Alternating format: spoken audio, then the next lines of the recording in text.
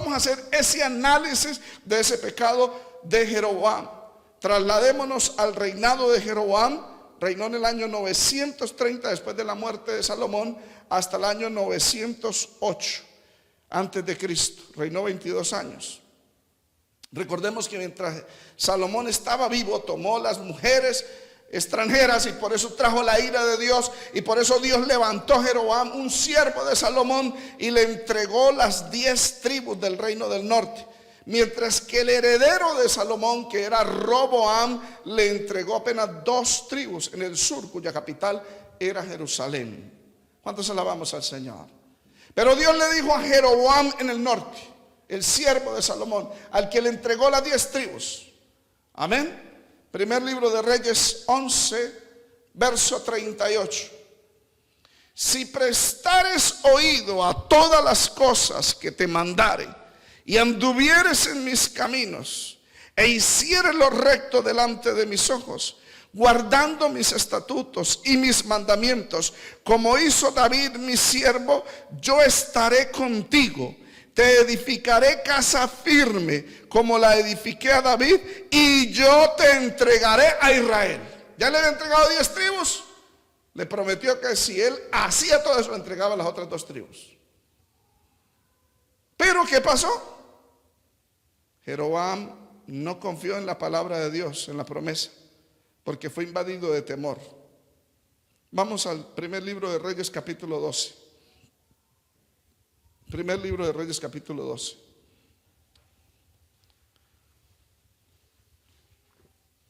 Verso 26. Dijo Jeroboam en su corazón: ahora se volverá el reino a la casa de David. ¿Y por qué? Porque el verso 27 lo dice: si este pueblo subiere allá a Jerusalén, al reino del sur, a ofrecer sacrificios en la casa de Jehová en Jerusalén, porque el corazón de este pueblo se volverá a su señor Roboam, rey de Judá, el hijo de Salomón, y me matarán a mí, y se volverán a Roboam, rey de Judá. Ese diablo mentiroso, cómo le engañó, ¿no? Y se le va a ir la gente, porque 3 veces al año tenían que presentarse todo israelita, de acuerdo a Deuteronomio capítulo 16. Y no podía presentarse with empty hand, con las manos vacías. Tenía que llevar ofrenda delante del Señor. Y Jeroboam dijo: todo israelita tiene una orden, tiene que ir allá. Y si van allá, se me van a quedar todos allá. No van a volver al norte. Y si vuelven, vuelven con el ejército de Roboam. Me dan un golpe de estado, me matan. Mejor me invento una estrategia para que no vayan a adorar a Jehová en el reino del sur. ¿Cuántos alabamos al Señor?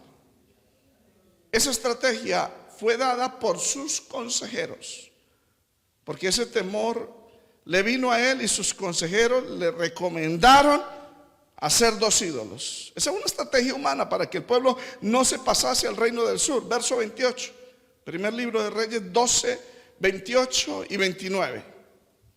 Y habiendo tenido consejo, nótese, habiendo tenido consejo. Mire quiénes son los que aconsejan, ¿no? Amén.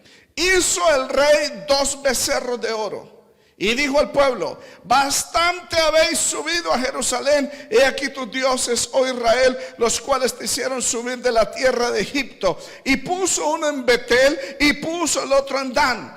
En Dan, por lo que estaban tan lejos, para que no tuvieran que ir hasta Betel, sino que se quedaran ahí más cerca. Amén. ¿Cuántos alabamos al Señor? Y miren la citación que hace Jeroboam. Hace la misma citación que hizo, creo que fue Aarón, cuando construyó el becerro de oro al pie del monte. Dice: amén. He aquí tus dioses, oh Israel, los cuales te hicieron subir de la tierra de Egipto. Qué tremendo. Eso se llama un sincretismo religioso, porque levantan el ídolo, que es un becerro, pero adoran a Jehová a través de ese becerro. Amén. ¿Se entendió, amados? Porque los dioses arameos y los cananeos eran representados en imágenes que estaban sentados sobre dos becerros o dos toros, símbolo de fuerza. ¿Y cuál era el objetivo? El objetivo era de que esos becerros, encima de esos becerros estaba Jehová, el Dios verdadero. Y con eso le estaba diciendo: mire, aquí tus dioses que te sacaron de la tierra. Ellos dijeron: no, estamos negando la obra de Dios. Amén. Pero Dios está inclinado, recostado, descansando sobre esos becerros, símbolo de fuerza. ¿Cuántos alabamos al Señor? De esa manera iba a tener el control político desde el norte de Israel hasta el sur de Israel. ¿Y qué hizo este hombre? Manoseó la verdadera adoración a Jehová. Dice la escritura: y puso uno en Betel. Amén. Betel está al sur, a 19 kilómetros al norte de Jerusalén. Génesis 28, del 10 al 21 lo dice, que es al sur. Y otro lo puso en Dan, en el norte, que estaba entregado al paganismo, de acuerdo a Jueces 18:30. Estoy leyendo primer libro de Reyes 12:29. Amén.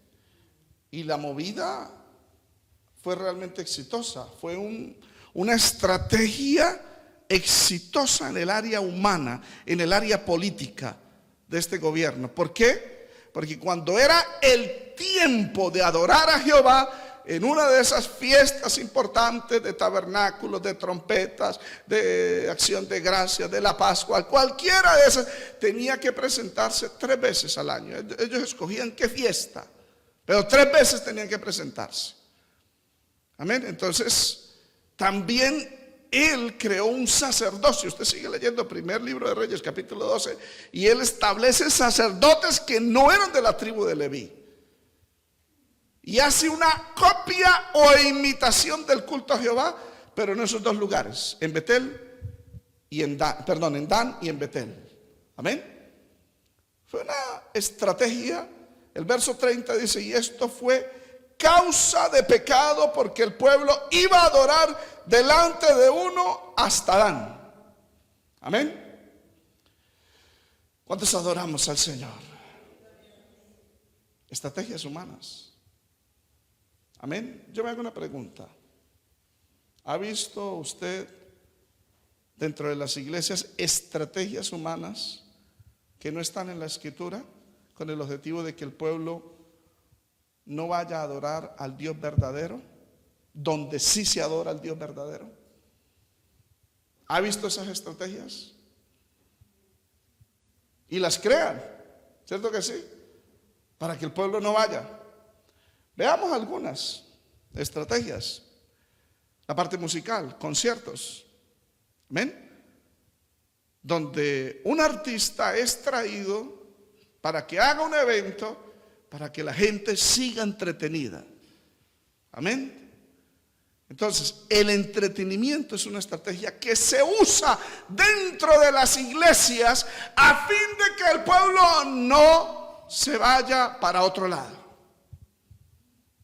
Entonces, cuando no es un concierto musical que traen algún artista internacional, entonces es un orador internacional, es un entretenedor, un conferencista, un cuentachistes, un actor de cine, alguien famoso que profese la fe cristiana, pero de cuando en cuando se tiene al pueblo entretenido y para que se quede.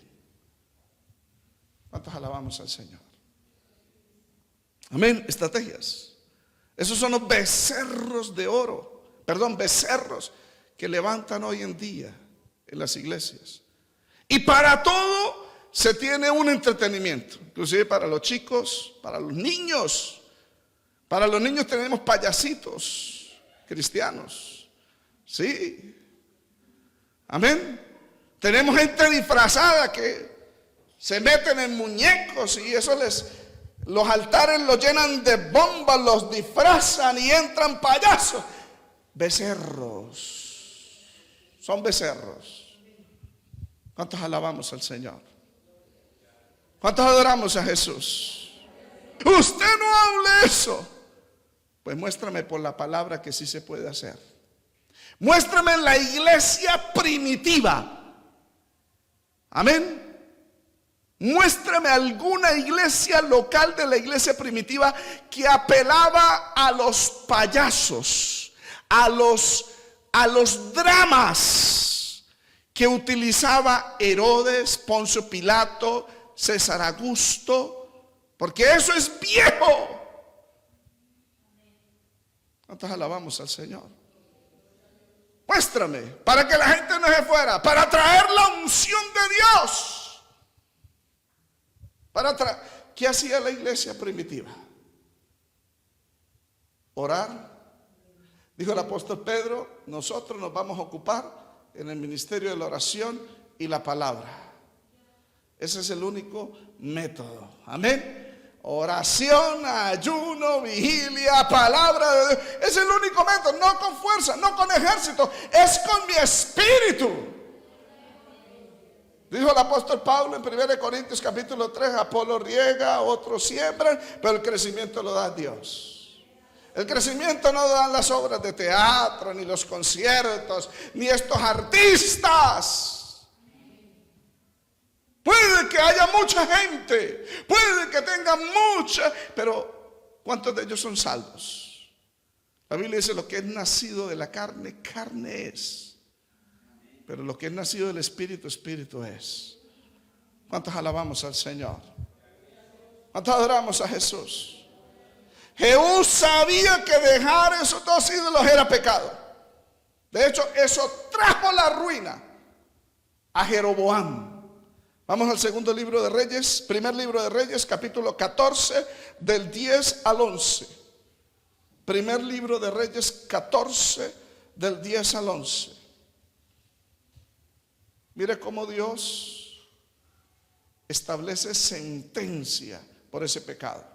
He aquí que yo traigo mal sobre la casa de Jeroboam, destruiré de Jeroboam todo varón, así el siervo como el libre en Israel, y barreré la posteridad de la casa de Jeroboam como se barre el estiércol hasta que sea acabada. El que muera de los de Jeroboam en la ciudad lo comerán los perros, y el que muera en el campo lo comerán las aves del cielo, porque Jehová lo ha dicho. Es que Dios no permite el mal dentro de su pueblo. ¿Cuántos adoramos al Señor?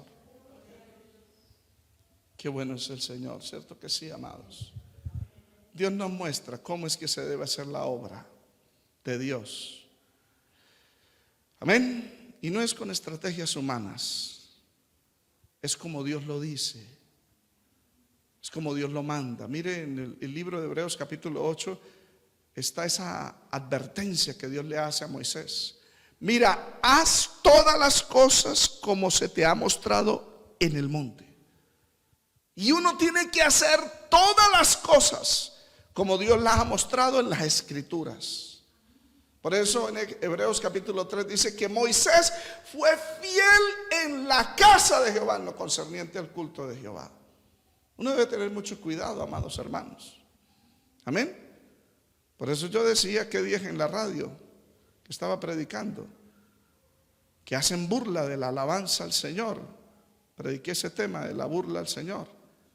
Cuando los soldados romanos lo llevan allá al Praetorium, el lugar o el cuartel de los soldados, donde vivían los gobernadores, y llevan al Señor y hacen burla de su reinado, porque le dijeron que él se cree rey. Pero un rey sin ejército, sin poder político, sin corona, un rey sin cetro, un rey sin capa real. Entonces ellos dijeron: pues pongámosle a ese rey todo lo que él tiene para burlarse. No tenía corona, enrollaron una espina, se la pusieron, haciendo de que esas espinas entraran en su cuero cabelludo y sangrara más. No tenía capa real, encontraron una capa de un soldado vieja, se la pusieron. No tenía cetro, agarraron un pedazo de caña que encontraron y se lo pusieron, y luego hicieron burla de su alabanza. Salve, oh rey de los judíos, porque la alabanza que le hacían al César era: salve, oh César, decían ellos. Entonces yo le decía en la radio: así también Muchos cristianos hacen burla de la alabanza al Señor. La alabanza que es pura, que es santa, que es reverente. Que si miramos en la escritura, en el libro de Isaías capítulo 6, en el libro de Apocalipsis capítulo 4 y verso 5, hay reverencia, hay honra, hay exaltación al único, al verdadero, para nadie más. Pero si vamos a algunos lugares, se está alabando a Dios. ¿Y cómo se alaba? Con música, merengue, salsa. Que si le quita la letra o entra un extranjero y dice, uy, la misma que nos bailamos anoche en la discoteca. Y ve a algunas hermanitas allá también tirando paso, pues dirían, si ven que también aquí es chévere, nos quedamos acá. Becerros de oro. ¿Cuántos alabamos al Señor? Y sabe que es lo triste, que estos músicos son conscientes de eso, pero el pueblo no sabe discernir de entre un ritmo y otro, y les meten gato por liebre. Los hermanitos dicen, oiga, sí se notó muy bien. Pues yo no sé qué es eso. Pues yo sí sé, porque yo estuve en el mundo, yo conocí la música, lo que es merengue, lo que es la salsa, lo que es la música disco. En aquel entonces era house music o trance. Boom, boom, boom, boom. Amén. Entonces, pastor, ¿qué música podemos alabar a Dios? La Biblia dice que hágase todo decentemente y con orden, pero no podemos robarle al mundo y traerlo a la iglesia. En Malaquías capítulo 1 dice, desde donde nace el sol hasta donde se pone, mi nombre es santo. Es decir, no hay ningún lugar donde el nombre del Señor no sea santo. Tiene que ser santo desde el norte hasta el sur, del oriente al occidente. Dice, y de todo lado me traen ofrenda, pero vosotros habéis traído la ofrenda coja, enferma, hurtada. ¿Qué alabanza le estamos trayendo al Señor? Le robamos a Miguel Moli, a Natucha, los melódicos, el merengue, y le metimos letra cristiana. Ay, Señor, cómo juegan con la ignorancia del pueblo. Y estos muchachos, los músicos, lo saben, porque yo los he oído. Amén. Y si a alguien no le gusta esta predicación, pues confróntame. No hay problema, hablemos. Y yo le puedo mostrar los videitos y los lugares. Amén. Porque hay gente que le falta valor, carácter, amados hermanos. Por eso es que se ha metido tanta basura dentro de la iglesia, por el silencio cómplice de muchos. ¿Cuántos alabamos al Señor? Alabanzas al Señor. Eso trajo la ruina a Jeroboam. Eso trae la ruina a las iglesias. ¿Ustedes recuerdan el mensajito que les puse el hermano Luis M. Ortiz? Cortico. Sobre cómo trajeron el arca de Jehová a Israel. Y David utilizó unos métodos humanos, un carro humano, imitando a los filisteos cuando enviaron el arca. Y el hermano Luis M. Ortiz, en ese pedacito, dio significado de los nombres donde iba llegando el arca. Estrategias humanas. ¿Y a qué iba a llevar todo eso al final? Al desastre, a la ruina. Porque las cosas se deben hacer como Dios las manda. Voy a ponerles el audio. Efectivamente, la iglesia del Señor nació con el viento recio de Pentecostés. La iglesia apostólica conquistó con el soplo de Pentecostés. La iglesia perseguida sobrevivió a la recia persecución con el viento recio de Pentecostés. La iglesia imperial se mundanalizó porque respiró los aires contaminados del palacio imperial y le faltó el aliento, el aire puro del Espíritu Santo. La iglesia medieval o papal se corrompió moral, espiritual y doctrinalmente porque se estructuró siguiendo las corrientes de los vientos del férreo imperio romano y pagano. y resistió y rechazó el soplo vivificador y santificador del Espíritu Santo. La iglesia de la Reforma surgió con asfixia, sin el aliento, sin el aire, sin el soplo de Pentecostés. La iglesia del siglo XX y a principios de este siglo revivió con el viento recio de Pentecostés. Es una lástima que en tan corto tiempo, desde el principio del siglo hasta hoy día, haya tantos creyentes, congregaciones, pastores, organizaciones y concilios pentecostales, donde ya el viento recio y el fuego impetuoso e incontenible de Pentecostés se sigue acabando y lo están sustituyendo con fuego extraño de elaboración humana. Ahora han sacado el arca de la obra de Dios de la casa del anciano Abinadab, nombre que significa nobleza, y la cargan en un carro nuevo, modernista y mundano, conducido por los hijos del anciano Abinadab, esto es, por la nueva generación. Uno de los hijos se llama Usa, que significa fuerza, la fuerza del intelectualismo, del humanismo, de las filosofías, de las finanzas, de la banca y de programas sociales. El otro se llama Aíos, que significa fraternal. Este iba al frente del arca, era muy fraternal, era hermano de todos, a todos les caía bien, pues estaba de acuerdo con todo y con todos, era ecuménico. Y así iba el arca de Jehová en el carro nuevo, todo era alegría, danzas, instrumentos, fiesta, música, concierto, festival y panderos. Pero llegaron a la casa de Nacón. Nacón significa desastre, y allí vino el desastre. Usa tocó el arca, y el furor de Jehová se encendió contra Usa, y lo hirió Dios por aquella temeridad y cayó muerto. Y hoy día, en muchos casos, así es que llevan la obra de Dios en el carro nuevo de los nuevos conceptos, de los nuevos rumbos, de las nuevas situaciones, de las nuevas interpretaciones, de las nuevas teologías, de las nuevas terapias y manipulaciones mentales, de la nueva moral, de la nueva música, del nuevo bautismo del Espíritu Santo, de los nuevos repartidores de lenguas y de dones, de la nueva ola. Pero es mejor que se arrepientan, cesen y desistan a tiempo de ese fatal derrotero, pues ya están llegando a la casa de Nacón. Se avecina el desastre ahora y en la eternidad. Amados, la iglesia de hoy no tiene otra alternativa que el viento recio de Pentecostés, el fuego del Espíritu Santo, la vida de santidad, el ministerio auténtico de la palabra de Dios, la unción divina con señales, prodigios y maravillas, la glorificación del nombre de nuestro Señor Jesucristo. Hombres y mujeres de Dios llenos del Espíritu Santo con un testimonio limpio.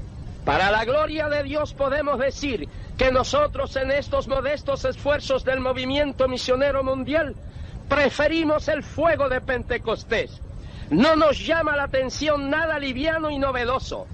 Nos quedamos con lo puramente bíblico, pues aunque lo bíblico es antiguo, no es anticuado. Siempre estamos a la moda bíblica, la cual no cambia. Y Dios sigue obrando los milagros bíblicos que vemos en el libro de los Hechos.